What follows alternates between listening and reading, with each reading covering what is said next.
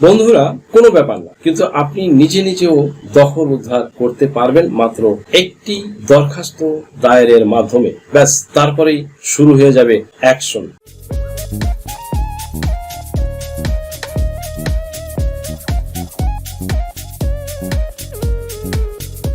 সুপ্রিয় দর্শক মন্ডলী, আজকে দুর্দান্ত একটি টপিক নিয়ে আপনাদের সামনে হাজির হয়েছি। টপিকটি হলো অবৈধ দখলসত্ত্ব মালিকানা চিরতরে বাতিল হয়ে গেল, থাকবে 7 বছরের জেল, জালিয়াতি করে অর্জিত জমি টিকাতে পারবেন না। অনেক দর্শক আমাকে বিভিন্ন সময় প্রশ্ন করে থাকেন যে নতুন আইনে মামলা নেওয়া শুরু হয়েছে কিনা। তারা ভুক্তভোগী, ভাইরাস এখনো জানেই না এই নতুন আইনে মামলা নিচ্ছে কি। বেসিক্যালি তাদের জন্যই আজকের ভিডিওটি তৈরি করতে হবে। বন্ধুরা, নতুন ভূমি অপরাধ প্রতিরোধ ও প্রতিকার আইন 2023 বাংলাদেশে ভূমি সংক্রান্ত অপরাধ প্রতিরোধ এবং এর সমাধানের জন্য প্রণীত একটি আইন, যার বিধিমালা অলরেডি প্রণয়ন করা হয়ে গেছে, মামলা রিসিভ করাও শুরু হয়ে গেছে। এই আইনের উদ্দেশ্য হলো ভূমি নিয়ে বিরাজমান বিভিন্ন অপরাধ যেমন অবৈধ দখল, জালিয়াতি এবং অন্যান্য অসৎ উপায় ব্যবহার রোধ করা এবং এই ধরনের অপরাধের সুষ্ঠু প্রতিকার নিশ্চিত করা। আসুন তাহলে এই আইনে জমি জমা নিয়ে কি কি অপরাধের জন্য কি কি সাজার বিধান রাখা হয়েছে দেখা যায়। এতদিন ভূমি সংক্রান্ত সব অপরাধ বিষয়ক মামলা দণ্ডবিধি 1860 এর ধারার অধীনে দায়ের করা হতো। এখন নতুন ভূমি আইনে সাজার বিধান রাখা হয়েছে। আজ ভূমি বিষয়ক অপরাধ নিয়ে আলোচনা ও সাজা বিষয়ে আলোচনা হবে।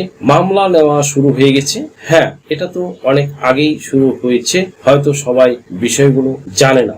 প্রত্যন্ত অঞ্চলের সাধারণ মানুষ এটা জানে না বলেই তারা নানা রকম ভোগান্তির শিকার হচ্ছে এক শ্রেণীর প্রতারক চক্রের হাতে।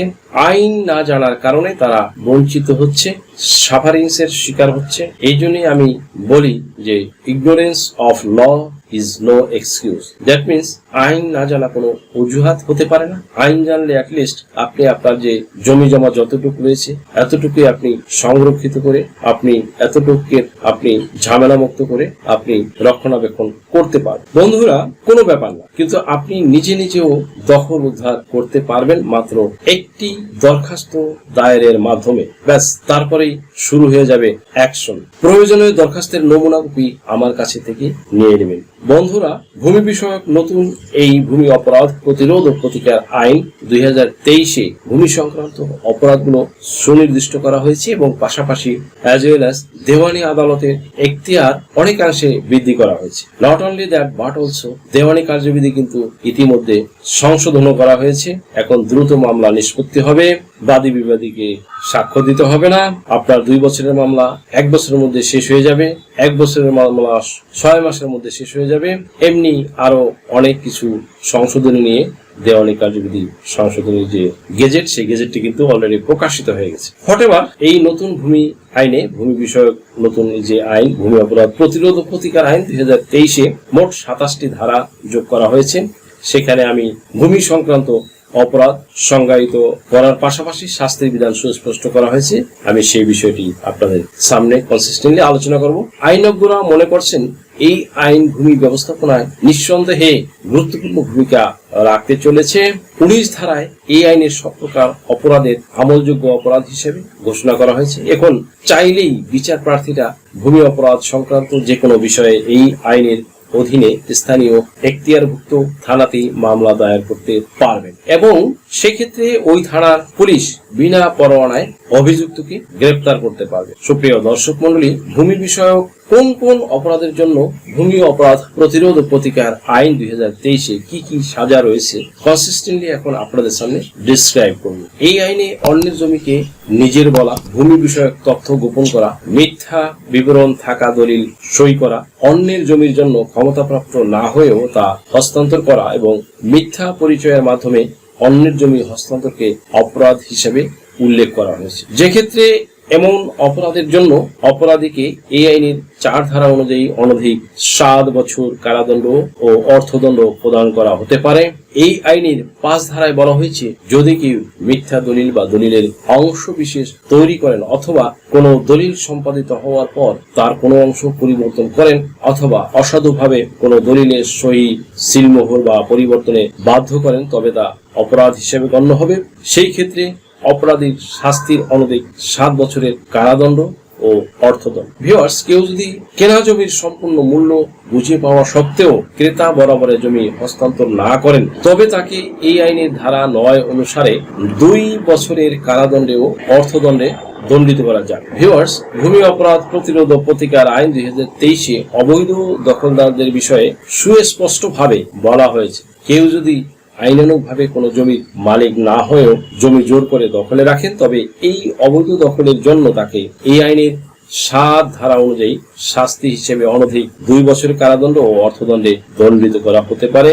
এছাড়া এই আইনের ধারা 11 ও 12 অনুযায়ী সরকারি, আধা সরকারি, স্বায়ত্তশাসিত প্রতিষ্ঠান বা জনসাধারণের ব্যবহার্য ভূমির অবৈধ দখল, প্রবেশ, কোনো কাঠামোর ক্ষতিসাধন ও সরকারি, আধা সরকারি, স্বায়ত্তশাসিত প্রতিষ্ঠান বা জনসাধারণের ব্যবহার্য ভূমি অবৈধ ভরাট, শ্রেণী পরিবর্তনের শাস্তি অনধিক 2 বছর কারাদণ্ড ও অর্থদণ্ড হিসাবে বর্ণনা করা হয়েছে। সুপ্রিয় দর্শক মণ্ডলী, ভূমি অপরাধ প্রতিরোধ ও প্রতিকার আইন 2023 ধারা 16তে এই আইনের অধীনে অপরাধ সংঘটনে সহায়তাকেও শাস্তি হিসেবে উল্লেখ করা হয়েছে, যেখানে অপরাধ সংগঠনে সহায়তা বা প্ররোচনা প্রদানকারী অপরাধীর সমান শাস্তি প্রাপ্ত হতে পারেন। সুপ্রিয় দর্শক মণ্ডলী, ভূমি সংক্রান্ত প্রতারণা ও জালিয়াতির অপরাধের বিচারের ভার শুধু জুডিশিয়াল ম্যাজিস্ট্রেটের উপরে ন্যস্ত করা হয়েছে।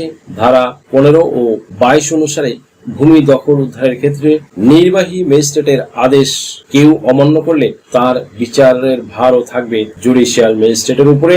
এই আইনের প্রতারণা বা জালিয়াতির মাধ্যমে তৈরি দলিল বাতিলের মামলায় ওই দলিল প্রতারণা বা জালিয়াতির মাধ্যমে তৈরি হয়েছে প্রমাণিত হলে আদালত জেলা প্রশাসককে সংশ্লিষ্ট সাব রেজিস্ট্রার অফিসে নোট দেওয়ার আদেশ প্রদান করবেন। এখন থেকে ফৌজদারি আদালতের মাধ্যমে দলিল বাতিল সম্পর্কিত যাবতীয় প্রতিকার পাওয়া যাবে বলে আশা করা যাচ্ছে। সুপ্রিয় দর্শক মণ্ডলী, এই আইনের ধারা 8-7 অনুযায়ী ভূমি দখল উদ্ধারের জন্য দেওয়ানি আদালতে কোনো পক্ষের আবেদনে বা আদালত স্বেচ্ছায় বা জুডিশিয়াল ম্যাজিস্ট্রেটের কোনো জমির দখল উদ্ধারের দায়িত্ব নির্বাহী ম্যাজিস্ট্রেটকে দিতে পারবে। ভূমি অপরাধ প্রতিরোধ ও প্রতিকার আইন 2023 আইনের 7 ধারা অনুযায়ী জমি দখলে রাখতে পারবে। ক নম্বরে হলো সবশেষ হালনাগাদকৃত খতিয়ানের মালিকরা। খ নম্বরে সবশেষ হালনাগাদকৃত খতিয়ানের মালিকের উত্তরাধিকার বা মালিক থেকে অধিকারপ্রাপ্ত ব্যক্তি। গ নম্বরে আইন অনুযায়ী সম্পাদিত দলিলের মাধ্যমে অধিকারপ্রাপ্ত ব্যক্তি। ঘ নম্বরে আদালতের আদেশে মালিকানা ও দখল অধিকারপ্রাপ্ত ব্যক্তি। তবে যদি একই জমির উপরে একাধিক দলিল বা জমির দাবিদার থাকে, সেই ক্ষেত্রে কার বা কোন দলিলের প্রাধান্য থাকবে সে ব্যাপারে এই আইনে স্পষ্ট করে কিছু বলা নেই। এছাড়া এই আইনের 20 ও 21 ধারার অধীনে মামলার সাক্ষীর সুরক্ষায় ও ক্ষতিগ্রস্ত পক্ষকে উপযুক্ত ক্ষতিপূরণ প্রদানে জুডিশিয়াল ম্যাজিস্ট্রেটের যে কোনো ধরনের ব্যবস্থা নেওয়ার ব্যাপারে বলা হয়েছে। সুপ্রিয় দর্শক মণ্ডলী, আশা করি ভিডিওটি থেকে সামান্যতম হলেও উপকৃত হয়েছেন। যদি ভিডিওটি আপনাদের সামান্যতম উপকার আসে, তাহলে রিকোয়েস্ট করবো চ্যানেলটি লাইক, শেয়ার, কমেন্টস এবং সাবস্ক্রাইব করে পাশে থাকা বেল বাটনটি প্রেস করে দিন, যাতে পরবর্তী ভিডিও নোটিফিকেশনটি খুব সহজে পেয়ে যান। সো আজকের মতো এখানে শেষ করছি।